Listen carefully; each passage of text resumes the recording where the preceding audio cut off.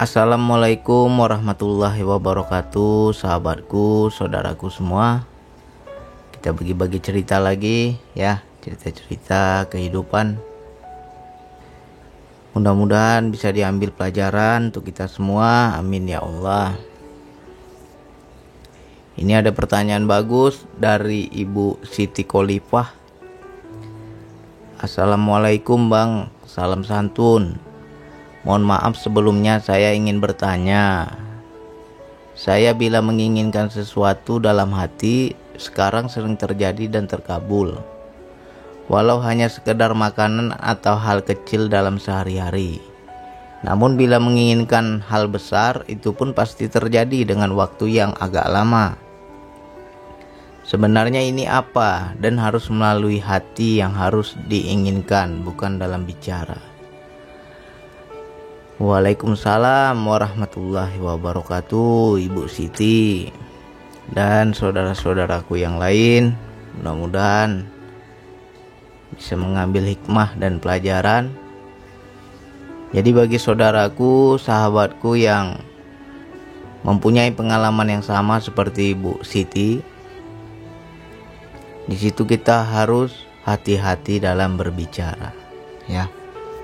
Jadi saya mau jelaskan dulu. Ketika kita berkeinginan terjadi, kita berkeinginan dapat, kita berkeinginan makbul, kita berkeinginan terpenuhi, ya. Misalkan, ya ini contoh aja nih. Saya besok mau makan sayur asem, ya kita nggak ngomong sama istri, tiba-tiba istri masak sayur asem, ya. Atau malamnya kita aku kepingin nasi goreng nanti malam.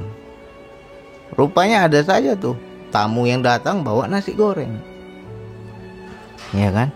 Aku pingin makan sate, ada saja tamu datang bawa sate. Ada saja jalannya yang gak disangka-sangka, tapi itu terkabul dari keinginan kita. Ya, itu namanya keinginan yang sudah memiliki energi, ya. Kan sering saya jelaskan di channel saya, di video-video sebelumnya, keinginan di hati memiliki energi, ucapan memiliki energi, permintaan atau doa itu lebih kuat lagi energinya, ya. Coba bayangkan saja ketika kita baru di hati, ya, belum lagi nih, kita belum ngomong, kita belum minta sama Allah, kita belum berdoa kepada Allah, belum terucap oleh lisan, baru terlintas saja di hati kita, tiba-tiba makbul. Apalagi kalau kita ngomong, coba, ya, lebih cepat lagi tuh, ya. Jadi sini suatu karunia atau anugerah dari Allah yang patut kita syukuri. Apabila teman-teman mendapatkan pengalaman seperti itu, sering kali lah Bang, bukan sekali dua kali. Saya baru ingin aja dapat tuh Bang, ada saja jalannya, ya. Ya kita harus membaca hikmahnya, membaca hakikatnya, ya. Mungkin bagi orang yang nggak paham, dia akan merasa bahwa dirinya hebat. Aku ini sudah punya karomah, baru ingin saja, belum aku berdoa, belum aku minta, baru ingin saja sudah makbul. Itu bagi orang yang nggak paham bahaya itu. Di situ nanti akan timbul keakuan diri, ya. Jadi yang benar bagaimana Bang? Ya ketika sebenarnya itu pertanda Allah hendak memberi, makanya dikasih dulu keinginan, ya kan? Di sebalik keinginan juga ada Allah sebenarnya. Contohnya begini loh, ya. Kalau kita mau ngomong ke sebab akibat atau ke belakang lah, jauh ke belakang. Mungkin ada seorang yang hendak datang ke rumah kita, seorang tamu yang hendak berkunjung ke rumah kita, ya. Awal mulanya kan kita nggak tahu nih, ya kan. Akhirnya apa? Allah berikan keinginan di hati kita, pingin makan sate. Aku kepingin lah nanti malam makan rasanya kok kepingin sekali makan sate. Nah tiba-tiba malam hari ada tamu datang bawa sate. Ketika tamu itu datang bawa sate, kita kan pasti menyambut tamu itu dengan sukacita, ya kan? Di situ kita bilang, aduh, pas sekali, aku memang dari kemarin pingin makan sate, hari ini dapat, ya kan? Nah, jadi Allah sudah mentakdirkan, merencanakan, sudah membuat suatu kondisi, kamu nanti akan makan sate. Nah, dikasihlah keinginan di hatimu. Ya, begitu sebenarnya. Karena dialah yang awal, dialah yang akhir. Jangan kita menganggap karena diri kita. Di sebalik keinginan juga ada dia gitu. Makanya kita cobalah baca hikmahnya, baca hakikatnya, baca awalnya ya. Oh Allah, ya Allah kok aku ingin ini ya Allah. Ya Allah kok aku ingin itu ya Allah. Coba baca. Itu pertanda Allah hendak memberi. Ya. Kalau kita mau kaji-kaji di sebalik keinginan, itu ada Allah sebenarnya. Jadi sedikit saya mau berbagi cerita. Ya sudah pernah saya ceritakan, saya ulang-ulang lagi. Ya. Ada keinginan itu memang datang sendiri bukan karena kita mau, bukan karena kita ingin. Tapi keinginan yang memang itu murni dari Allah. Contoh, saya buat kopi. Setelah saya buat kopi, saya tuang air panas di gelas kopi itu, saya aduk.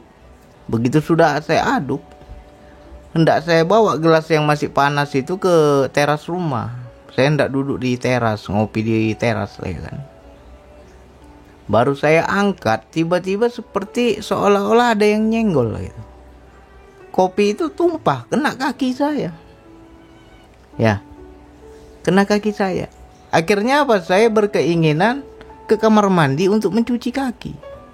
Karena udah basah semua itu kaki saya. Ya, ke kamar mandi saya mencuci kaki. Apakah keinginan itu dari diri saya? Enggak, karena keinginan terpaksa itu. Lalu sesampai saya di kamar mandi, rupanya di situ ada peristiwa yang Allah hendak tunjukkan. Itulah kalam Allah, itulah bahasa Allah. Ya kan? Bahasa dengan perbuatan af'alnya yang dalam kehidupan ini. Apa yang terjadi di kamar mandi? Rupanya keran air bak mandi saya itu terbuka. Dan saya lupa matikan. Berarti sudah lama tadi itu air meluber. Udah tumpah-tumpah itu airnya. Nah, ketika saya ke kamar mandi itu, saya tahu keran airnya terbuka, ya saya tutup. Ya kan? Saya tutup. Lalu selesai cuci kaki, tinggal setengah itu kopi saya yang tumpah tadi ya. Saya duduk lagi di teras. Saya bawa ke teras. Duduklah saya sambil merenung ya. Ya Allah, indah kali bahasamu ya Allah. Kalau bahasa manusia, Allah itu enggak ngomong. Itu keran air di kamar mandi itu sudah meluber itu. Dari tadi airnya keluar sia-sia, mubazir. Kamu tutup dulu itu keran airnya. Seolah-olah Allah itu ngomong begitu, tapi dibuatlah suatu peristiwa. Ditumpahkan kopi itu kena kaki, akhirnya saya berkeinginan ke kamar mandi untuk mencuci kaki. Sampai kamar mandi, lihat keran air terbuka, saya tutup. Ya. Nah, ada tuh. Dia yang awal di sebalik keinginan kita. Ya. Jadi teman-teman jangan merasa hebat. Aku ingin ini, aku ingin itu, makbul. Aku ingin ini, ingin itu jadi. Aku maunya begini, aku maunya begitu, makbul. Sebelum kamu berkeinginan juga ada dia. Ya. Jadi jangan sampai kita menganggap hebat kita itu. Nggak ada kita yang hebat. Nah, jadi bagi teman-teman yang berkeinginan makbul tadi, Bang, mau ini dapat, mau itu dapat. Ingin begini dapat, ingin begitu, ada aja jalannya Bang, dapat Bang. Jangan kamu anggap kamu punya karomah. Jangan kamu anggap kamu punya keistimewaan. Nggak ada istimewanya diri kita. Kamu hanya diberikan anugerah karena kasih sayang Allah. Ya, Jadi kita jangan, ketika mendapatkan anugerah jangan pandang diri, tapi pandanglah Allah.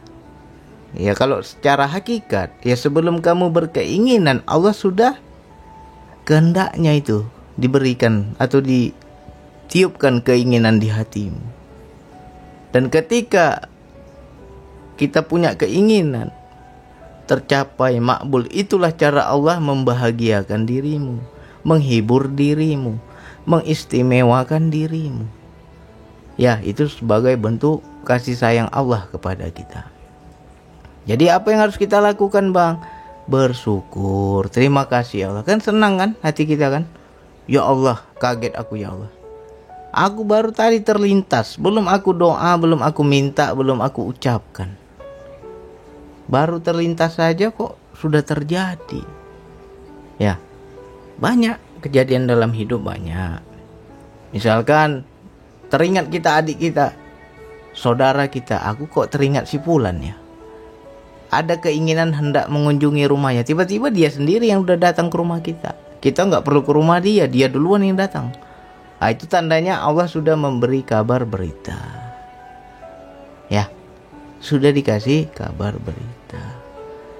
Nah, apakah semua orang bisa dapat ini, Bang, yang wilayah ini? Ya tidak. Ya kita harus cari tahu dulu kenapa Allah memberi kasih sayangnya. Mengapa Allah memberi anugerah kepada orang ini? Mengapa orang ini dikehendaki Allah memiliki energi dalam keinginannya? Pasti ada amalan tertentu yang membuat Allah tambah cinta kepadanya. Biasanya orang yang punya keinginan di hati makbul itu adalah orang-orang yang membersihkan hati. Syaratnya adalah jauh dari buruk sangka. Orangnya hatinya baik, ya. Jauh dari buruk sangka, gak suka melihat aib orang, ya, mengorek-ngorek aib orang gak mau dia. Dia selalu menjaga kebersihan hatinya. Maka Allah akan memberi energi pada hatinya. Nah, disinilah kita harus hati-hati. Kalau kita memiliki ciri seperti itu, Bang, aku baru keinginan aja, Bang, udah jadi, Bang, dapat langsung. Jangan sampai kamu sembarangan berbicara, sembarang ngomong. Karena energi kamu ketika kamu bicara, kamu ngomong, itu akan lebih lagi, ya. Makanya banyak teman-teman yang menyesal yang bagaimana? Ketika dia bicara terjadi. Nyesal aku ngomong begini, nyesal aku ngomong begitu, ternyata terjadi. Karena apa? Keinginan aja sudah punya energi, apalagi ucapan. Makanya jangan sembarangan ngomong gitu. Ya. Atau bahasa lain, jangan suka mengutuk, jangan suka menyumpah. Jangan suka apa ya?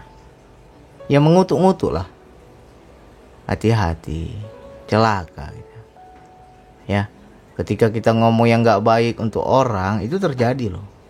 Cepat itu terjadinya. Ya. Dan kita juga harus menjaga hati, jangan sampai sakit hati. Ya. Orang yang memiliki energi dalam keinginan, ibaratnya dia nggak ngomong loh, tapi wilayah rasa, rasanya itu sudah doa sebenarnya. Ya, aku ingin mie goreng lah, itu sudah doa itu, cuman banyak kita nggak paham. Allah kabulkan, dikasih mie goreng. Rupanya dia nggak paham. Akhirnya apa? Dibuatlah dia sakit hati oleh orang. Akhirnya benci dia ngomonglah keburukan tentang orang yang mau menyakitinya. Bisa celaka orang itu. Jadi hati-hati kita dalam berbicara ya.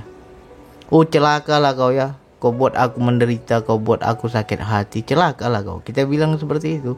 Betul, celaka orang itu. Karena apa? Keinginan di hati saja sudah ada energi, apalagi ucapan, apalagi doa. Jadi kalau kita mempunyai ciri-ciri seperti ini, kita harus paham pasti ada tugas.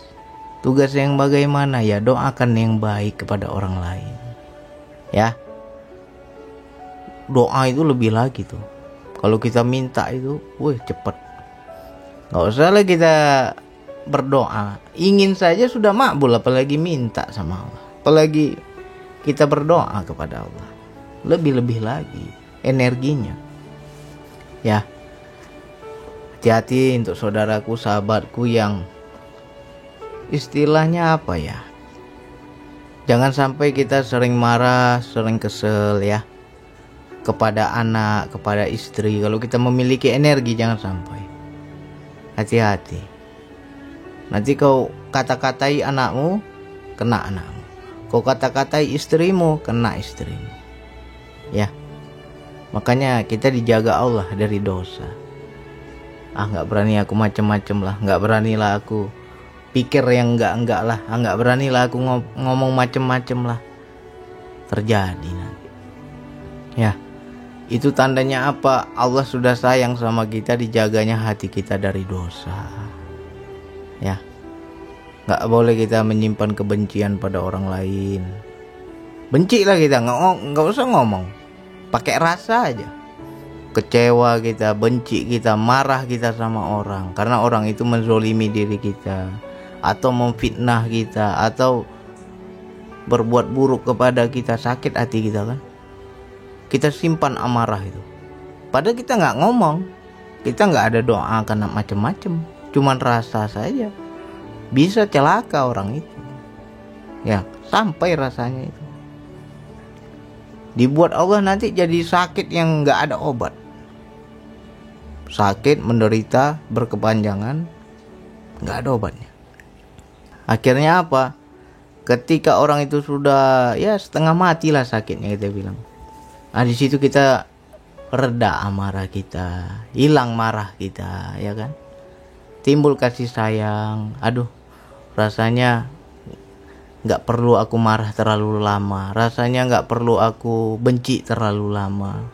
Toh juga dia sekarang lagi sengsara. Hilang marah kita, ya kan? Jangan sampai begitu, kasihan orang itu. Ya, jadi untuk Bu Siti dan yang lainnya, apabila kita memiliki anugerah ini juga ada ujiannya. Jangan sampai kita merasa diri kita punya karomah. Aku yang hebat, aku yang sakti, aku yang punya suatu energi. Enggak, itu karunia Allah. Cuma ada ujian. Kita pandang diri apa pandang Allah? Ya, kita harus lihat Allahnya. Ingin sesuatu, baru ingin saja sudah makbul. Lihat, oh ternyata di sebalik keinginan, Allah yang berikan keinginan itu, bukan dari diriku. Jadi kita nggak ada keakuan diri. Ya. Nah, biasanya wilayah ini ya spontan ya, nggak bisa direncanakan. Tiba-tiba datang aja, muncul aja keinginan itu. Aku pingin inilah, aku pingin itulah. Besok terkabul ya. Tapi kalau direncanakan itu nggak mabul ya. Karena ada nafsu. Ya. Jadi saran saya, nasihat saya, jaga hati. Jangan sampai kita menyimpan amarah, menyimpan kebencian, atau jangan sampai kita sembarang ngomong ya, mengutuk-ngutuk, menyumpah serapah, jangan. Karena punya energi loh. Bisa itu orang itu susah, sombonglah orang sama kita, difitnah kita, dia merasa lebih hebat atau segala macam, sakit hati kita kan. Nah, bagi orang yang punya energi dalam rasa ini, ya ketika dia menyimpan marah itu udah menyerang itu sebenarnya. Itu menjadi penyakit yang nggak bisa disembuhkan. Ada saja sialnya itu orang. Ya, bisa rumahnya berantakan, rumah tangganya hancur, bisa anak istrinya sakit-sakitan, bisa karirnya hancur, ya, bisa punya masalah ini, masalah itu. Itu dari energi orang yang terzolimi. Dan yang dizolimi bukan orang sembarangan, orang punya rasa. Rasanya ada energi, itu yang bahaya. Ya, jadi dari sini kita hati-hati. Jangan sampai untuk yang memiliki kelebihan keinginan makbul, baru berkeinginan jadi makbul, ya lebih hati-hati lagi. Ya. Kembalikan kepada Allah. Bukan aku yang bisa, bukan aku yang hebat. Ya, sejatinya juga sebelum Allah memberi, Allah lah yang memberi keinginan. Keinginan itu juga dari dirinya, percikan zatnya, ya. Baru setelah itu dia yang kabulkan, dia juga itu. Jadi kita nggak lihat kita yang hebat, ya. Yang kedua, amanah, memegang karunia Allah.